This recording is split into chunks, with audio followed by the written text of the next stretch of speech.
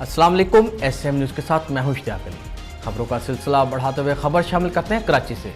हमारे नुमाइंदे जुल्फकार अली की रिपोर्ट के मुताबिक कराची के इलाके औरंगी टाउन में पसंद की शादी के तनाज़ा पर लड़की के बाप ने झगड़े के दौरान दांतों से लड़के के वालिद की उंगली काट दी।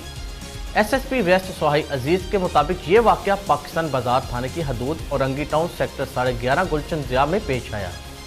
मुद्दई मोहम्मद हुसैन के मुताबिक इनके मोहल्ले की एक लड़की नबीला उनके बेटे मोहम्मद सलमान की क्लास फेलो और उसे पसंद करती है और उसने शादी करना चाहती है। इसी सिलसिले में नबीला गुज़श्ता रोज़ उनके घर पर आई और उनकी अहलिया से बातचीत की और उनके बेटे से शादी कराने की जिद करने लगी। हुसैन के मुताबिक उन्होंने लड़की को समझाया कि उनका बेटा अभी कोई काम काज नहीं करता, इसलिए वो अभी शादी नहीं कर सकते। इसी दौरान लड़की का वालिद नदीम और चचा अलीम वहां पहुंचे और उनके घर में घुसकर मुद्दई की अहलिया आरफा और बेटे सलमान से मारपीट शुरू कर दी। दोनों भाई उनकी अहलिया को बालों से पकड़कर घसीटते रहे, जिससे आरफा के कपड़े फट गए और वो बरहना हो गई।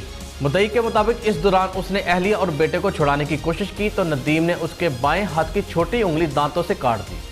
मुलजिम ने इस कदर शिद्दत से काटा कि उंगली तन से जुदा हो गई। पुलिस के मुताबिक जख्मी हुसैन को अब्बासी शहीद अस्पताल में तिबी इमदाद दी गई और मेडिकल लीगल रिपोर्ट दर्ज की गई, जिसके बाद पुलिस ने FIR दर्ज करके नदीम और अलीम को गिरफ्तार कर लिया।